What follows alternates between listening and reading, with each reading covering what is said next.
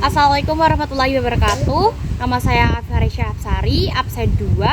Saya alamatnya di Ngaran BC Ceper Klaten. Lalu hobi saya workout, mendengarkan musik, dan juga memasak. Tapi saya juga suka nari atau dance gitu. Lalu pacar saya satu, anak Semeru Saka, jurusan broadcasting, baru kelas 10. Terus dia ganteng banget. Perkenalkan, nama saya Alifan dan Afifah, nomor absen 4. Alamat rumah saya Kalongan Kandirogo, Ngawen, Klaten. Assalamualaikum warahmatullahi wabarakatuh. Perkenalkan, nama saya Kiranti Vidya Basuki. Saya absen 15. Alamat rumah saya di Kemit Kuaran, Ngawen, Klaten. Kelas saya 1, kelas 8F yang ajar Pak Vicky. Perkenalkan, nama saya Natasha Febiaba. Rumah saya di Gading Santren, Melangwetan, Klaten Utara. Nomor absen saya 24. Pacar saya 1. Ini dia orangnya. Perkenalkan, nama saya Ika Rizky Pratama, alamat Karasan Candirejo, Ngawen, Klaten. Hobinya mancing. Pacarnya tolong minggir. Hobi mancing. Perkenalkan, nama saya Muh Fayas RM. Hobi saya main motor. Punya ibu 2. Apa lagi? Ya udah ya, Pak. Perkenalkan, nama saya Rehan Rizkyarullah, nomor absen 28, alamat saya Tembur Sari, Ngawen, Klaten. Saya anak ketiga dari 3 bersaudara.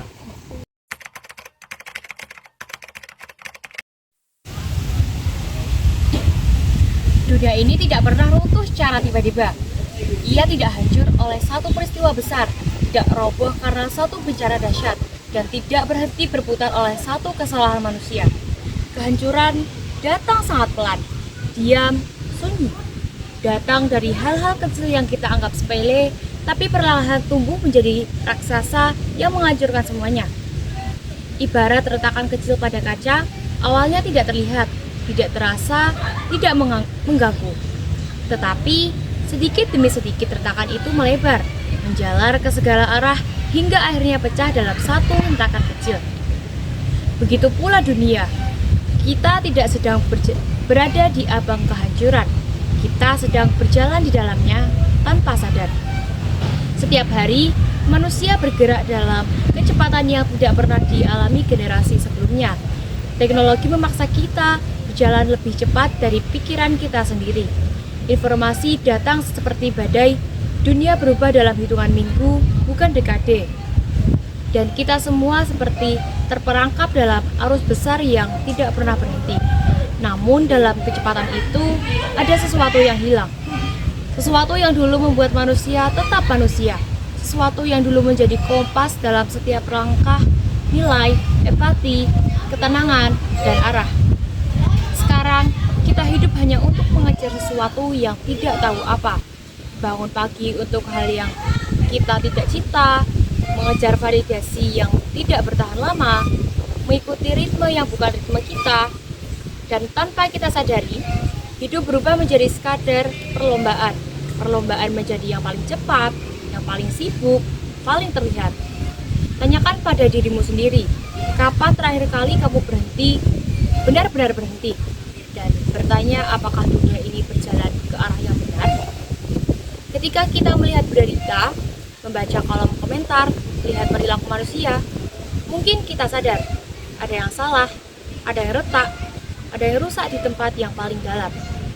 Tanda-tandanya ada di mana-mana, di mana cara manusia berbicara, di cara manusia memperlakukan satu sama lain, di cara dunia menanggapi setiap masalah, dan di cara kita menormalisasi hal-hal yang seharusnya tidak normal.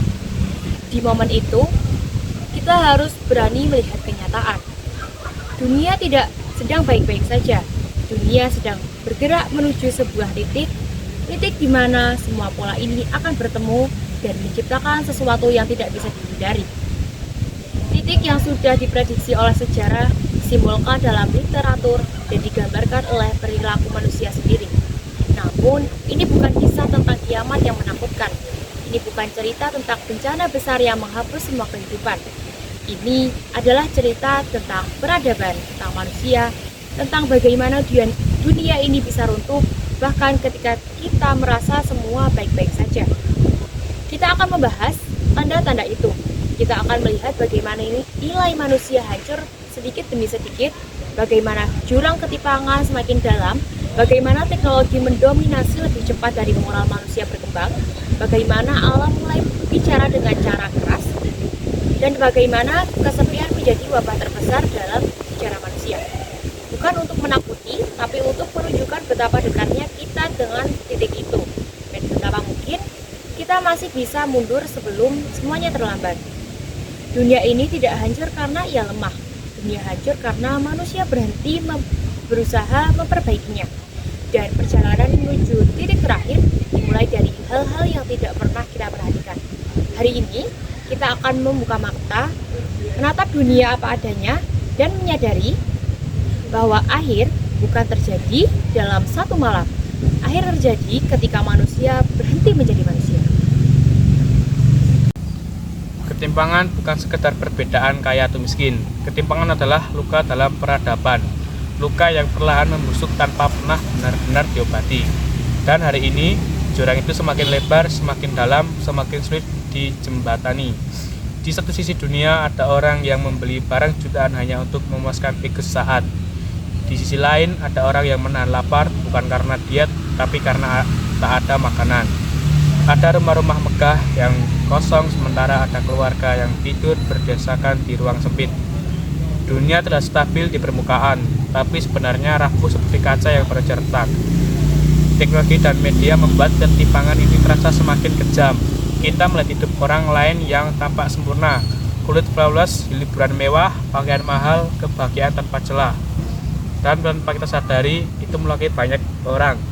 Standar hidup berubah menjadi sesuatu yang tidak realistis. Anak-anak membandingkan hidupnya dengan influencer, orang dewasa membandingkan pencapaiannya dengan orang asing yang bahkan tidak ia kenal. Dan hidup manusia menjadi semakin kecil, semakin sempit, semakin merasa kurang. Ketimpangan bukan hanya tentang uang, ia muncul dalam kesempatan, pendidikan, akses kesehatan, dan bahkan harapan masa depan. Ada yang sejak lahir sudah berada di jalan lurus, sementara yang lain harus melawan ribuan hambatan yang hanya untuk sekadar bisa berdiri. Ironinya, ketika mereka yang berada di atas semakin tinggi, mereka sulit melihat apa yang terjadi di bawah. Dan ketika mereka yang di bawah semakin ditekan, mereka mulai kehilangan suara. Ketidakadilan mulai dianggap normal, rasa tidak puas mulai dianggap wajar. Lama-kelamaan dunia seperti bom, waktu yang menunggu untuk meledak. Ketimpangan memicu frustasi melahirkan kebencian melahirkan konflik, dan ketika konflik meletus tidak ada yang benar-benar menang. Peradaban hancur bukan hanya ketika bangunannya runtuh, tapi ketika keadilan tidak lagi memiliki tempat. Dunia yang terlalu timpang tidak butuh peran untuk roboh, ia akan runtuh oleh ketidakstabilan sendiri. Karena ketika satu sisi terbakar, asapnya akan sampai ke sisi yang lain. Ketika satu bagian dunia terjatuh, bagian lainnya akan ikut goyah. Kita semua terhubung dengan jurang ini, tidak hanya membela manusia, tetapi juga masa depan seluruh dunia. Ini bukan tentang kaya atau miskin, ini tentang bagaimana dunia kehilangan keseimbangannya, dan dunia yang tidak seimbang tidak pernah akan bertahan lama. Dulu manusia hidup dengan sesuatu yang tidak dibeli, kepercayaan. Satu kata bisa jadi janji, suatu tatapan bisa jadi ketulusan. Tapi sekarang nilai-nilai itu retak perlahan, bukan karena satu peristiwa besar, tapi karena pilihan kecil yang dianggap sepele. Kita hidup di zaman ketika manusia menghargai pencitraan daripada karakter. Orang lebih sibuk terlihat baik daripada benar-benar menjadi baik. Kebaikan itu tidak dilakukan karena hati, tapi karena ingin dipuji. Kejujuran itu tidak lagi dilakukan karena prinsip, tapi karena takut ketahuan. Kesetiaan tidak lagi tentang komitmen, tapi tentang siapa yang memberi perintah lebih dulu. Hubungan antar manusia berubah bentuk, semuanya menjadi transaksional. Kalimat apa kabar tidak lagi berarti peduli, tapi sekedar formalitas. Kalimat aku sayang kamu tidak lagi berarti tulus, tapi seringkali hanya untuk memenuhi kekosongan saat. Nilai manusia ditentukan oleh angka, jumlah follower, jumlah like, jumlah uang, jumlah pencapaian yang bisa dipamerkan. Seolah-olah hati manusia bisa diukur dan makna diri bisa ditentukan dengan grafik naik turun. Kita jadi bisa terbiasa melihat orang disakiti, terbiasa menjadi konflik, penghinaan, drama, dan kebencian terpapar di layar setiap hari. Dan semakin sering kita melihatnya, semakin sulit bagi hati untuk merasa. Empati memudar, kita mati rasa. Kita tidak lagi kaget melihat ketidakadilan, tidak lagi peduli ketika seseorang menangis, dan di saat hati manusia berhenti merasakan, dunia mulai runtuh dari dalam. Generasi sekarang tumbuh dengan pikiran bahwa validasi lebih penting daripada nilai pribadi. Banyak orang tidak bisa tidur kalau tidak ada notifikasi, tidak bisa bahagia kalau tidak bisa dilihat orang lain, tidak bisa merasa cukup kalau tidak disanjung. Padahal kehancuran sebuah peradaban tidak dimulai dari perang, tidak dimulai dari bencana besar. Kehancuran dimulai saat manusia berhenti menjadi manusia. Saat kita tidak lagi mengenal mana yang benar dan mana yang tidak terlihat benar. Saat kita lebih cepat menuduh daripada memahami. Saat kita lebih mudah menyalahkan daripada memperbaiki. Saat kita memiliki kenyamanan palsu daripada kejujuran yang menyakitkan. Ketika nilai-nilai inilah yang membuat dunia bergeser. Dan setiap hari retakan itu semakin membesar. Jika tidak dihentikan, ia akan menjalar sampai ke akar peradaban. Pada akhirnya dunia tidak hancur karena orang jahat terlalu kuat. Dunia hancur karena orang baik terlalu diam.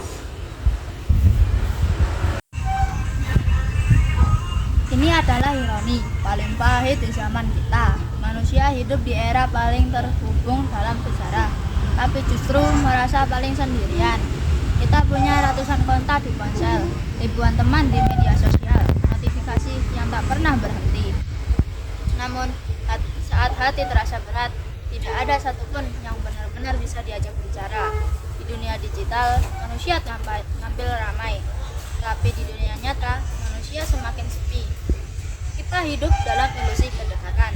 Senyum di foto seolah tanda bahagia, emoji seolah tanda peduli, chat cepat seolah tanda perhatian. Padahal semuanya bisa dilakukan tanpa perasaan, tanpa hati. Kesepian kini menjadi wabah diam-diam. Ia tidak terlihat di mata, tapi terasa di dada. Ia tidak membunuh secara tiba-tiba, tapi perlahan merusak manusia dari dalam. Kita punya keluarga, tapi jarang benar-benar berbicara mendalam. Punya pasangan, tapi sibuk dengan layar masing-masing. Punya teman, tapi percakapan hanya seputar hal-hal dangkal.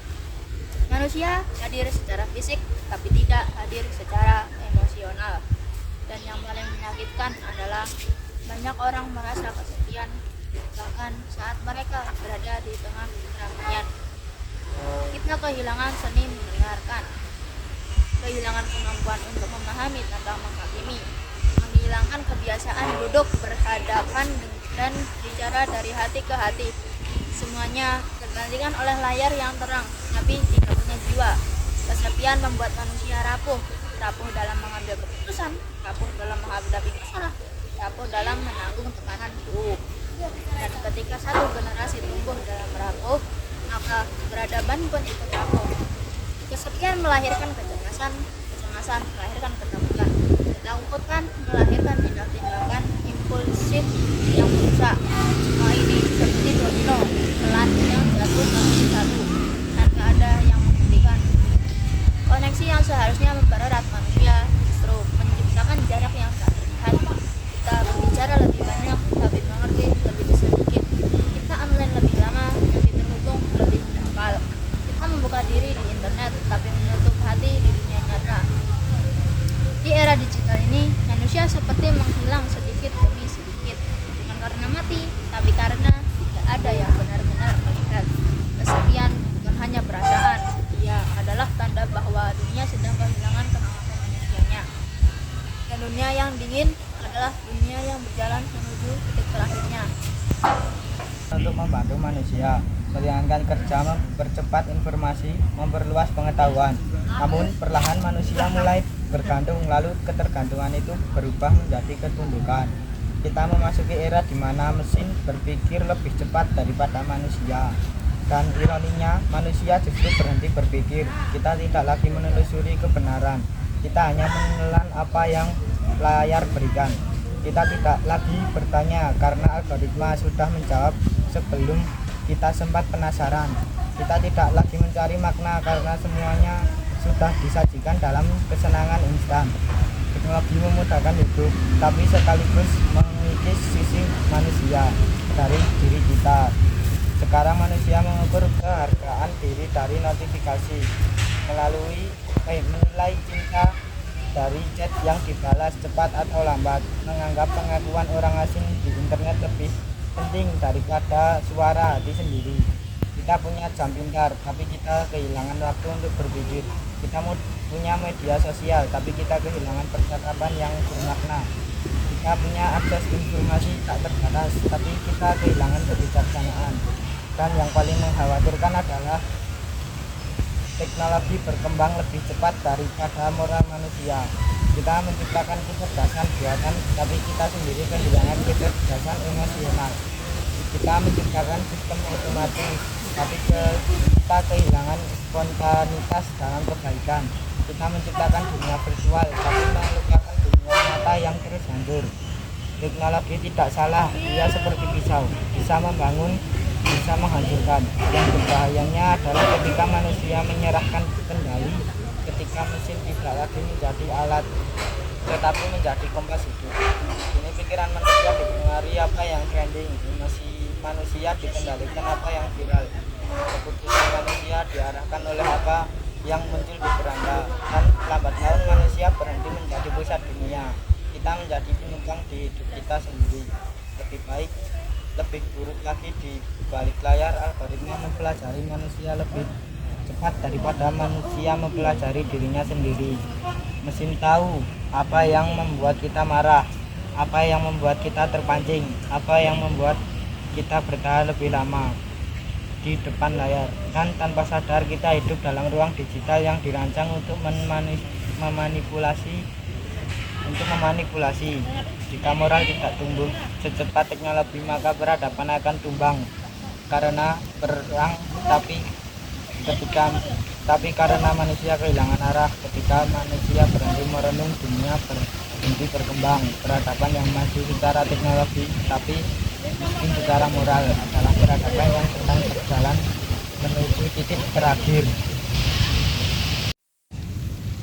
Alam juga pernah berbicara dengan kata-kata. Dia berbicara dengan keadaan selama ratusan tahun. Manusia mengabaikan tanda-tanda itu seolah bumi tidak punya batas. Hari ini alam bukan lagi memberi isyarat. Ia berteriak. Panas ekstrim yang membakar tanah. Hujan yang turun bukan lagi menenangkan, tapi merusak. Angin yang dulu membawa kesejukan kini membawa ketakutan. Laut yang dulu menjadi sumber kehidupan kini menjadi ancaman yang perlahan menelan daratan. Semua itu bukan sekedar fenomena alam. Semua itu adalah peringatan. Bumi memberi sinyal bahwa ia kena luka, dan luka itu bukan karena waktu, tetapi karena manusia. Kita mengambil terlalu banyak, terlalu cepat, dan tanpa pernah memberi kesempatan alam untuk bernafas. Kita menebang hutan seolah itu lembaran kertas. Kita mencemari sungai seolah itu selokan yang tak berujung. Kita menutup tanah dengan beton seolah bumi hanyalah fondasi bangunan. Yang lebih menakutkan adalah manusia tahu namun memilih tidak peduli. Kita tahu es di kutub mencair. Kita tahu udara semakin kotor. Kita tahu spesies pun satu persatu. Namun kita berkata itu masalah nanti. Padahal nanti itu sedang terjadi sekarang. Bumi tidak pernah marah. Ia hanya menyeimbangkan diri. Dan setiap kali alam menyeimbangkan diri, manusia yang paling terdampak. Peradaban besar dulu pernah berdiri megah, lalu lenyap karena kekeringan, karena banjir besar, karena tanah yang tidak lagi subur. Sejarah bukan dongeng. Secara galak peringatkan bahwa alam selalu menjadi menentu akhir sebuah peradaban. Kini kita berada di titik di mana alam mulai mengambil kembali apa yang dirampas manusia. Tanah tidak ada lagi sekuat dulu, laut tidak lagi seramah dulu, udara tidak lagi sesuci dulu. Dan ketika alam berubah, manusia tidak bisa berbunyi. Tidak peduli seberapa kaya, seberapa modern, atau seberapa kuat sebuah negara ketika bumi bergerak. Semua sama rapuhnya. Peringatan telah diberikan berkali-kali, tapi dunia sibuk dengan dirinya sendiri. Kita sibuk mengejar kemajuan, tapi lupa bahwa kemajuan tanpa kelestarian hanyalah menuju kehancuran. Kita sibuk membangun gedung tinggi, tapi lupa bahwa fondasi bumi semakin rapuh. Alam bukan musuh, ia hanyalah cermin. Apa yang kita lakukan, makanya suatu hari akan kembali kepada kita. Dan jika manusia tidak berubah, bumi juga akan menunggu. Pada akhirnya, ketika kita membicarakan akhir zaman, kita tidak sedang membahas sesuatu yang jauh dari kata mustahil. Kita sedang membahas kenyataan, sebuah fase kehidupan yang sudah diberi tanda-tandanya sejak berabad-abad lalu. Tanda-tanda itu bukan lagi sekedar teori, tapi semakin terlihat jelas dalam perilaku manusia, perkembangan dunia, dan perubahan moral yang terjadi di sekitar kita. Namun, yang perlu kita ingat, akhir zaman bukanlah tentang ketakutan, bukan tentang menunggu kehancuran. Akhir zaman adalah tentang persiapan, tentang kesadaran, tentang kembali ke arah yang benar sebelum semuanya terlambat. Karena setiap manusia akan berhadapan dengan akhirnya masing-masing, entah dunia berakhir atau tidak. Dan yang paling penting, bukan kapan waktu tiba, tetapi apa yang sudah kita siapkan saat itu datang.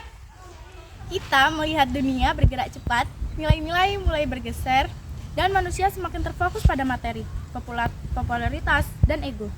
Tetapi sesungguhnya, perjalanan kita ini hanyalah sementara. Dunia dengan segala gemerlapnya tidak akan pernah menjadi tujuan akhir kita. Kita hanya singgah sebentar, lalu kembali. Maka dari itu, pembahasan tentang akhir zaman seharusnya membuka mata kita bahwa hidup tidak sesederhana memenuhi keinginan, mengejar kesenangan, atau berlomba-lomba dalam hal yang tidak memberi manfaat. Hidup jauh lebih baik daripada itu. Hidup adalah tentang persiapan diri agar ketika waktu itu datang, baik kiamat besar, kiamat kecil, ataupun akhir hidup kita siap. Penutup ini mengingatkan kita untuk menunda kebaikan, jangan tunggu besok untuk berubah, jangan tunggu tua untuk sadar, jangan tunggu kehilangan untuk menghargai, karena akhir zaman sedang berjalan dan kita semua adalah bagian dari ceritanya. Semoga kita dapat menjadi hamba yang kembali dengan keadaan terbaik, bukan sebagai orang yang terlambat, tapi sebagai seseorang yang telah berusaha sebaik mungkin.